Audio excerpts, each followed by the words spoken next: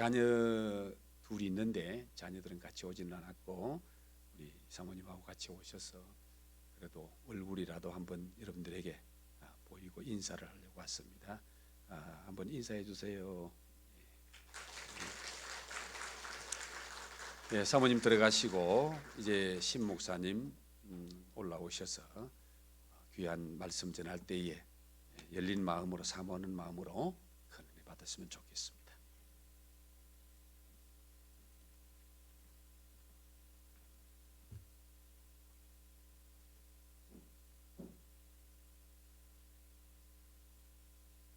먼저 하나님이 세우신 귀한 엘림교회에서 설교할 수 있는 은혜를 주심에 감사드립니다. 잠시 기도하고 시작하겠습니다. 하나님, 이 시간 예수로 충만한 시간 되어지길 소망합니다. 이 시간 이 자리 가운데 우리 마음 가운데 함께하여 주시고 무엇보다 하나님만 드러나는 하나님의 은혜만 있는 시간 되게 하여 주시옵소서. 감사를 드리며 살아계신 예수님의 이름으로 기도드립니다. 아멘.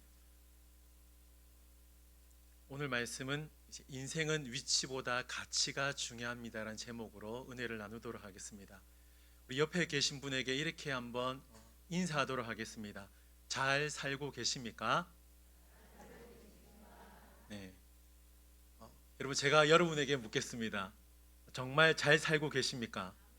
네, 정말 잘 살고 계신지 묻고 싶습니다. 제가 이렇게 질문으로 시작하는 이유가 있는데 그 질문에 답이 있습니다. 우리는 과연 정말 잘 살까? 인간은 누구나 다 잘 살고 싶어 합니다. 그렇죠? 그 잘 살고 싶은 마음에 지금 하는 고생을 버티며 살아가고 있지 않나 생각합니다. 근데 막상 살아가 보니까 어떻습니까? 우리 주위에 보면 잘 사는 사람보다 못 사는 사람이 더 많지 않나 생각합니다. 누군가는 부유한 집안에서 태어나고요, 누군가는 찢어지게 가난한 집안에서 태어납니다. 요즘 말로 하면 뭘까요? 누군가는 흙수저 집안에서 태어나고요, 누군가는 금수저 집안에서, 답을 알고 있는 듯합니다. 제가 말하지 않았는데도 누군가는 흙수저, 누군가는 금수저 집안에서 태어난다는 것이죠. 찢어나게 가난하게 태어난 사람들은 그 흙을 금으로 바꾸기 위해서 그들 나름대로 불철주야 노력합니다. 금수저 집안에서 태어난 사람은 그 금을 지키려고, 그 금이 더 반짝반짝 거리게 하기 위해서 그들 나름대로 또한 불철주야 노력을 합니다. 자, 여러분, 우리가 잘 산다 했을 때 그 잘 산다는 의미가 뭡니까? 최고의 상태의 삶을 잘 산다라고 합니다. 제가 여러분들에게 저 사람은 잘 산다 하면 가장 먼저 드는 생각이 뭐예요? 저 사람은 나보다 돈이 많구나. 그렇죠? 다 그렇게 말하고 계시네요, 지금. 돈이 많구나. 저 사람은 나보다 높은 위치에 있는 사람인갑다 라는 생각을 하게 된다라는 것이죠.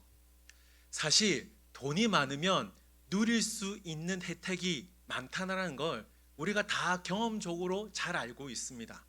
자, 그런데 여러분, 돈이 많으면 정말 잘 사는 걸까요? 네, 감사합니다. 네, 이렇게 씩씩하게 대답해 주셔서 감사합니다. 아니요, 네, 감사합니다. 네, 저도 그 말씀을 하고 싶었습니다. 아니다라고 말씀하고 싶었습니다. 돈이 많으면 잘 사는 게 아니라 뭐예요? 편안하게 산다, 편리하게 산다. 이 말이 좀 더 정확한 대답이 아닐까 생각합니다. 자, 그런데 중요한 건 뭘까요? 우리 성경이, 우리가 읽고 있는 이 말씀에서 정말 잘 사는 의미가 무엇인지를 이제 본문 말씀을 통해서 살펴보도록 하겠습니다. 하나님의 창조 과정을 보면 세 가지의 일정한 패턴이 있습니다. 하나님이 말씀하셨고, 말씀하신 대로 그대로 되었고, 그리고 그대로 된 것을 하나님이 보시고 좋았더라. 이 세 가지 패턴이 있었다는 거예요. 하나님께서 인간을 만드신 후에 제일 처음으로 하신 말씀이 창세기 1장 28절 말씀인데, 우리 말씀 다 같이 한번 읽겠습니다. 시작. 하나님이 그들에게 이르시되 생육하고 번성하여 땅에 충만하라. 땅을 정복하라. 바다의 물고기와 하늘의 새와 땅에 움직이는 모든 샘물을 다스리라 하시니라. 아멘.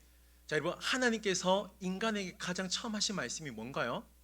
생육하고 번성하여 땅에 충만하라는 겁니다. 이걸 조금 다르게 말하면 뭔가요? 너희들 잘 먹고 잘 살아라. 너희들 돈 많이 벌어야 된다. 알겠지? 돈 못 벌면 고생한다. 좋은 집에 살아야 된다. 이 말씀을 하지 않으셨다는 겁니다. 자, 여러분 이것을 기억해 주세요. 창세기 1장 31절 말씀 보시면 하나님께서 모든 것을 창조하시고 보셨을 때 뭐라고 하셨습니까? 심히 좋았더라라고 말씀하셨습니다. 하나님께서 이 세상을 보시고 심히 좋았더라고 말씀하신 이유가 뭘까요? 하나님이 말씀하셨고 그 말씀이 그대로 이루어졌을 때에 하나님의 마음이 흡족했다라는 겁니다. 자, 여러분 이것을 우리 삶에 적용해 보면 결국 하나님 앞에서 잘 사는 삶은 뭔가요? 돈이 아니라 그 무엇이 아니라 하나님의 말씀을 진중하게 듣고 그 말씀에 순종함으로 나아가는 것이 잘 사는 삶이라는 겁니다. 근데 문제는 뭐예요? 세상 사람들은 이러한 삶을 잘 사는 삶이라고 생각하는 것이 아니라 오복의 삶을 잘 사는 삶이라고 합니다. 제가 준비해 왔는데 여러분 오복 5가지 복입니다. 첫 번째는 뭔가요?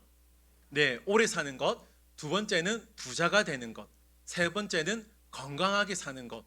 네 번째는 사람들에게 좋은 평판을 듣는 것. 다섯 번째는 죽을 때 편안하게 숨지는 것. 사람들은, 세상 사람들은 이러한 삶, 이러한 5가지 복이 있을 때 잘 산다라고 평가를 내린다는 거예요. 자, 그러면 여러분 이 오복의 삶을 예수님의 삶과 비교해 보도록 하겠습니다. 다시 한번 화면을 비춰주세요, 전도사님. 네. 첫 번째, 오래 사는 것.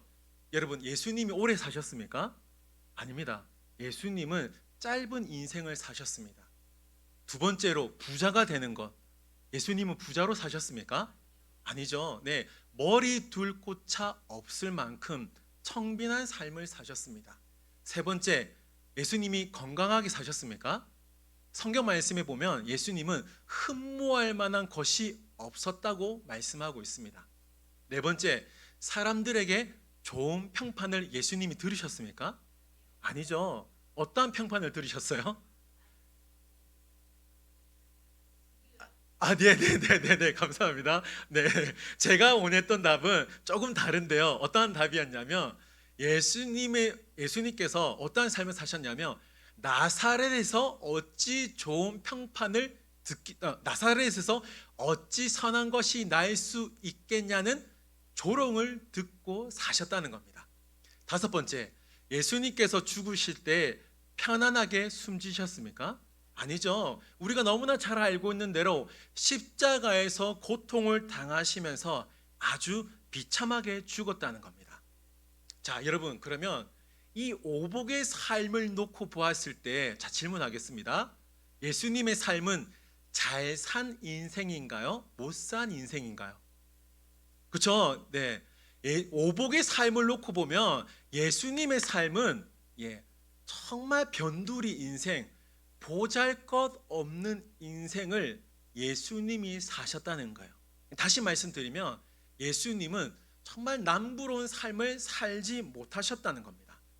자, 그런데 중요한 건 하나님의 평가예요.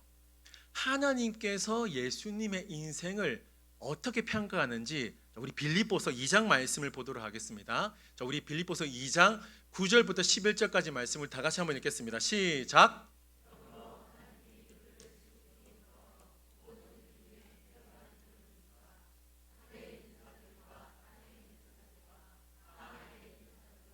모든 무릎을 예수의 이름에 꿇게 하시고 모든 입으로 예수 그리스도를 주라 시인하여 하나님 아버지께 영광을 돌리게 하셨느니라. 아멘. 자, 말씀을 좀 띄워주세요. 자, 여러분 여기서 우리가 주목해야 될 말씀이 먼저 뭐냐면 제일 앞부분에 나오는 지극히 높이다는 의미예요. 자, 하나님께서 예수님의 인생을 지극히 높여주셨는데 이 지극히 높이다의 의미가 뭐냐면 지위를 최상으로, 권위를 최상으로 높여주셨다는 의미입니다. 누가요? 하나님이 오직 예수님의 인생만을 지극히 높여주셨는데, 자, 여기 보면 빨간 글씨가 적혀져 있는데 하늘에 있는 자, 땅에 있는 자, 땅 아래 있는 자가 나옵니다. 하늘에 있는 자는 천사들, 그리고 먼저 믿었던 믿음의 선배들을 의미합니다. 땅에 있는 자들은 저와 여러분, 이 땅에 살고 있는 자들, 그리고 땅 아래에 있는 자들은 지옥에 있는 자들을 말해요. 자, 하나님은 어떻게 하신 거죠? 하늘에 있는 자이든 땅에 있는 자이든 땅 아래에 있는 자이든 그 누구를 상관없이 오직 누구만? 예수 그리스도만 가장 높이고 높여주셨다는 의미입니다. 자, 그러면 여러분, 왜 하나님께서 오직 예수님의 인생만 높여주셨을까요? 왜 높여주셨을까요? 오늘 본문 말씀 보겠습니다. 오늘 우리 읽은 요한복음 19장 30절 말씀을 다시 한번 읽겠습니다. 시작. 예수께서 신포도주를 받으신 후에 이르시되 다 이루었다 하시고 머리를 숙이니 영원히 떠나가시니라. 아멘. 자, 여기에도 빨간 글씨를 제가 표시해 두었는데 눈여겨보아야 될 말씀이 다 이루었다는 의미입니다.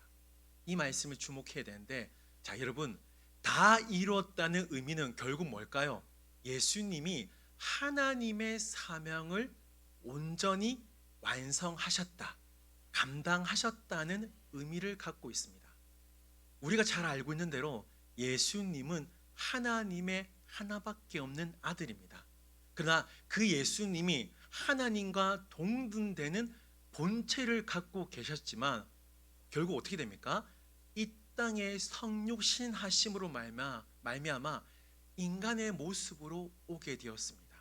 그리고 어떤 일이 벌어지죠? 결국에는 십자가를 지시고 십자가에서 죽으시고 결국 부활하셨다는 거예요. 자, 여러분, 그러면 왜 예수님께서 이러한 삶을 사셨을까요? 결국 우리는 말씀을 보아야 되지 않습니까? 고린도전서 15장 말씀 보겠습니다. 우리 이 말씀 다 같이 한번 읽겠습니다. 내가 받은 것을 먼저 너희에게 전하였노니 이는 성경대로 그리스도께서 우리 죄를 위하여 죽으시고 장사 지낸 바 되셨다가 성경대로 사흘 만에 다시 살아나사. 아멘. 자, 여러분, 예수님이 힘이 없어서 십자가를 지신 것이 아니라, 무서워서 십자가를 지신 것이 아니라, 예수님은 하나님의 말씀대로 십자가를 지셨고 하나님의 말씀대로 십자가에 죽으시고 하나님의 말씀대로 부활하셨다는 겁니다. 자, 여러분 잘 들으세요. 잘 들으세요. 본문에 나오는 다 이루었다는 의미는 결국 예수님이 하나님의 말씀대로 사셨다는 의미입니다. 자, 동의가 되시죠? 인간의 눈으로 보면 예수님은 정말 보잘것없는 인생입니다. 오복의 삶을 전혀 누리지 못하고 사셨습니다. 그러나 예수님은 어떠한 인생을 사셨죠? 하나님의 말씀대로 사는 삶을 사셨다는 겁니다. 이것이 가치 있는 삶이라는 것이죠. 저와 여러분이 어렸을 적을 생각하면, 물론 지금과 비교는 될 수 없습니다만 어렸을 적에 TV 하나만 있어도 부자였던 시절이 있었습니다. 어렸을 때에 자동차 한 대만 있어도 부자였던 시절이 있었습니다. 지금 어떻습니까? 여러분에게 TV도 있고 집에 TV도 있고 집에 자동차도 있습니다. 근데 문제는 뭐예요? 저와 여러분들은 한 번도 잘 산다라고 생각해 본 적이 없습니다. 왜 그럴까요? 인생을 가치가 아니라 위치로만 평가했기 때문입니다. 인생을 가치가 아니라 소유로만 평가했기 때문에 나는 못 산다, 나는 부족하다라고 생각하면서 살아갔다라는 거예요.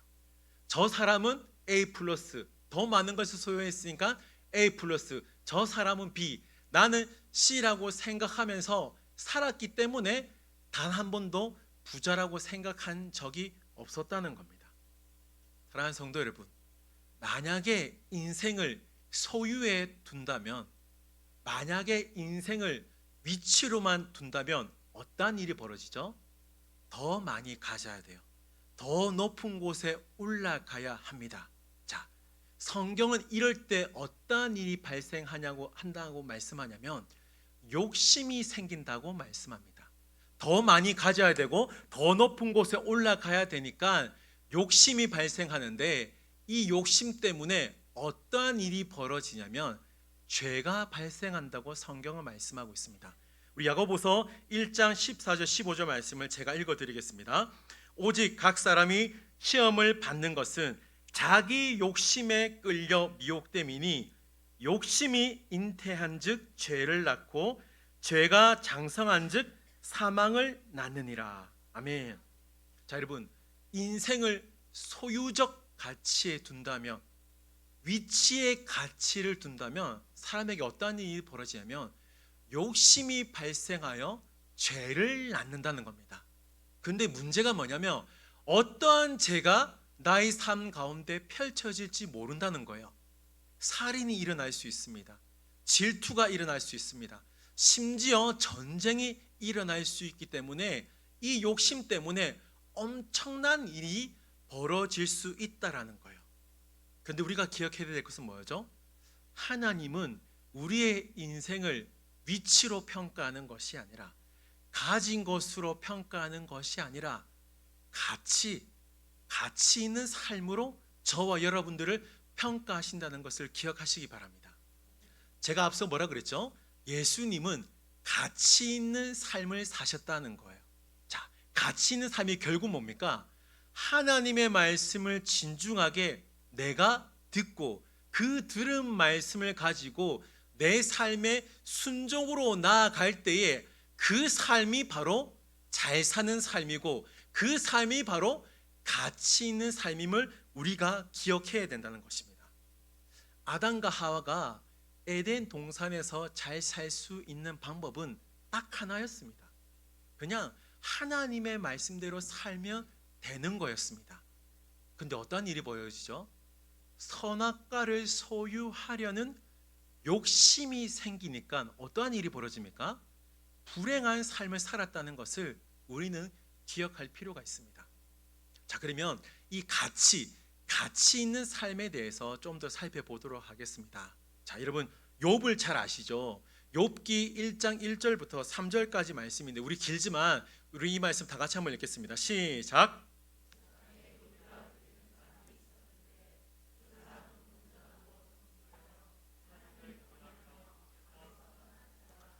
그에게 아들 7과 딸 3이 태어나니라. 그의 소유물은 양이 7천이요 낙태가 3,000마리요 소가 500결이요 암나귀가 500마리며 종도 많이 있었으니 이 사람은 동방 사람 중에 가장 훌륭한 자라. 아멘. 잠시만 말씀 보여주세요, 전사님. 자, 여러분, 특별히 눈여겨보아야 될 말씀이 3절입니다. 자, 그의 소유물, 욥의 소유물을 한번 보세요. 요즘으로 치면 재벌 3세급 되는 엄청난 재산을 소유하고 있었습니다. 자, 소유하고 있었습니다. 자, 그런데 어느 날 하루는 하나님께서 사탄에게 욥을 자랑하세요. 어떻게 자랑하냐면, 사탄아, 욥을 보아라. 욥이 얼마나 하나님을 잘 믿는지 모르겠다. 이 세상에 사는 사람 중에 욥만큼 나를 잘 믿는 자가 없다라고 하나님이 사탄에게 자랑해요. 이 자랑을 들은 사탄이 이렇게 대응합니다. 욥기 1장 9절 10절 말씀인데 제가 읽어드릴게요. 사탄이 여호와께 대답하여 이르되 욥이 어찌 까닭없이 하나님을 경외하리까? 주께서 그와 그의 집과 그의 모든 소유물을 울타리로 두르심 때문이 아니니까? 주께서 그의 손으로 하는 바를 복되게 하사 그의 소유물이 땅에 넘치게 하셨음이니이다. 아멘. 자, 여러분, 이게 무슨 말인가요? 지금 사탄은 하나님께, 하나님, 왜 욥이 지금 하나님을 잘 믿는 줄 아십니까? 하나님께서 욥을 부자로 만들어 주셨기 때문입니다. 많은 소유물을 욥에게 주니까 욥이 하나님을 잘 믿는 거예요. 그거 아세요? 하나님? 이렇게 지금 말을 하고 있는 거예요. 자, 여러분, 지금 사탄은 욥을 어떻게 평가하고 있죠? 가진 것으로 평가하고 있어요. 자, 그렇죠? 욥이 가지고 있는 소유물로 욥을 평가하고 있습니다. 자, 근데 중요한 건 뭐라 그랬죠? 하나님의 평가예요. 하나님은 욥을 어떻게 평가하냐면 온전 경악한 자로 평가합니다. 온전하다 뭐죠? 온전하고 정직함을 하나님을 경외하고 악에서 떠난 자라고 평가하고 있어요. 누가요? 하나님이. 자, 하나님은 욥을 어떻게 평가하시는 거예요? 결국 말씀으로 욥을 평가하고 있다라는 겁니다. 자, 그럼 여기서 욥이 자신의 삶을 어떻게 평가하는지를 한번 보겠습니다. 자, 여러분, 우리가 잘 아는 대로 욥은 모든 것을 다 잃어버립니다. 그렇죠? 재산도 잃어버립니다. 그리고 자녀들도 다 잃어버립니다. 여러분, 마음이 어떨까요? 재산을 잃어버렸다 쳐요. 자녀들 어떻겠습니까? 10자녀들을 동시에 다 잃어버립니다. 마음이 어떨까요? 자, 욥의 마음을 오늘 이 말씀을 읽어보도록 하겠습니다. 시작. 또한 알몸이 그리로 돌아가올지라 주신 이도 여호와시요 거두신 이도 여호와시오니 여호와의 이름이 찬송을 받으실지니이다 하고 이 모든 일에 욥이 범죄하지 아니하고 하나님을 향하여 원망하지 아니하니라. 아멘.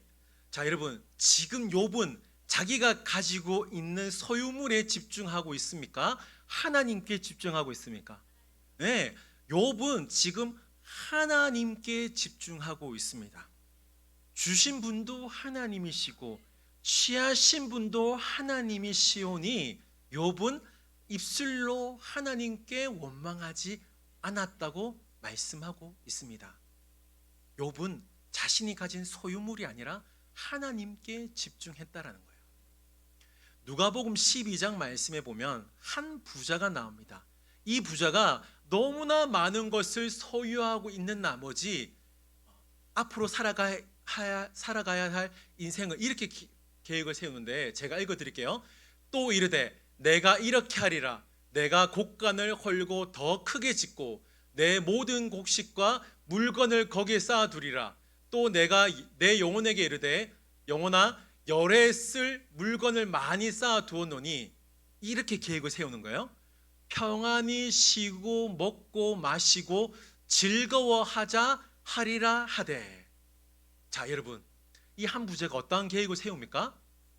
평안히 쉬고 먹고 마시고 즐거워하는 계획을 세웁니다. 여러분도 그렇게 살고 싶으시죠? 아닙니까? 네. 우리는 어떻습니까? 평안히 먹고 마시고 즐겁게 노는 걸 계획을 세워요. 우리는 이러한 자들을 뭐라 그러죠? 부자라고 합니다. 그렇죠? 부자니까 이런 계획을 세울 수 있는 것 아니겠습니까? 자, 그런데 중요한 건 하나님의 평가예요. 하나님은 이 부자를 어리석은 자로 평가하고 있습니다. 하나님은 이르시되 부자여가 아니라 어리석은 자여, 오늘 밤에 내 영혼을 도로 찾으리니 그러면 내게 준비한 것이 누구의 것이 되겠느냐 하셨으니.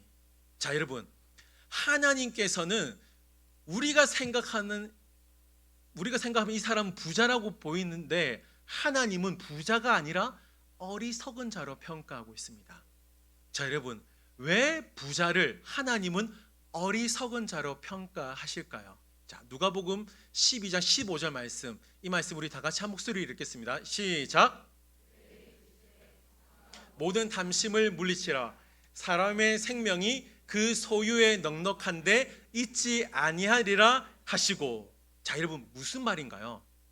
인생은 가진 것으로 결판이 나지 않는다는 겁니다. 인생은 소유의 넉넉함, 있고 없고 많고 적고 높고 낮고로 인생이 평가되는 것이 아니라 인생의 주인은 하나님이시기 때문에 하나님의 말씀대로 사는 자, 하나님의 말씀에 순종하며 살아가는 자들이 바로 가치 있는 인생이고 하나님이 인정하시는 인생이라는 것을 오늘 본문 말씀에서 말씀하고 있다는 거예요. 지금 이 시대는 소유로 사람을 평가합니다. 위치로 사람을 평가합니다. 많이 가져야 성공했다라고 생각해요. 더 높은 곳에 올라가야, 더 높은 위치에 올라가야 성공했다라고 생각합니다. 요즘 어린아이들의 꿈을 물어보면 건물주가 되는 게 꿈이라 그러죠. 그만큼 물질의 영향력이 있다라는 것을 어린아이도 알고 있다라는 거예요. 자, 그러나 여러분, 우리가 정말 기억해야 될 사실은 인생은 가진 것으로 끝나는 것이 아닙니다. 인생은 소유로 결판나는 것이 아니라 가치로 평가를 받는다는 것을 꼭 기억하시기 바랍니다. 성경 곳곳을 보면 인간의 존재 목적에 대해서 곳곳에서 말씀하고 있는데 제가 간단하게 3가지 말씀만 가지고 왔는데, 자, 여러분, 이 말씀을 보면 이 백성은 내가 나를 위하여 지었나니 나를 찬송하게 하려 함이니라. 우리가 살아도 주를 위하여 살고 죽어도 주를 위하여 죽나니 그러므로 사나 죽으나 우리가 주의 것이로다. 그런즉 너희가 먹든지 마시든지 무엇을 하든지 다 하나님의 영광을 위하여 하라. 아멘. 자, 여러분, 이 3구절만 보아도 인간 존재의 목적이 무엇입니까? 나를 위한 게 아니에요.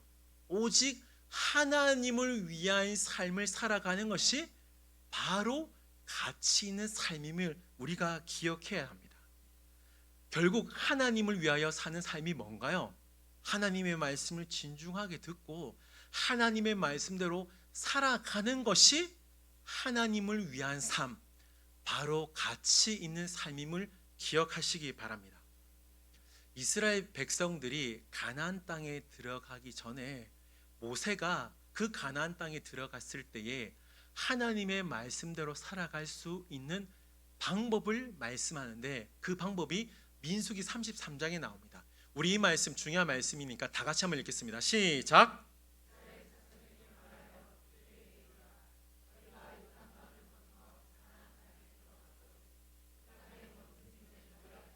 다 몰아내고 그 새긴 석상과 부어 만든 우상을 다 깨뜨리며 산당을 다 헐고 그 땅을 점령하여 거기 거주하라.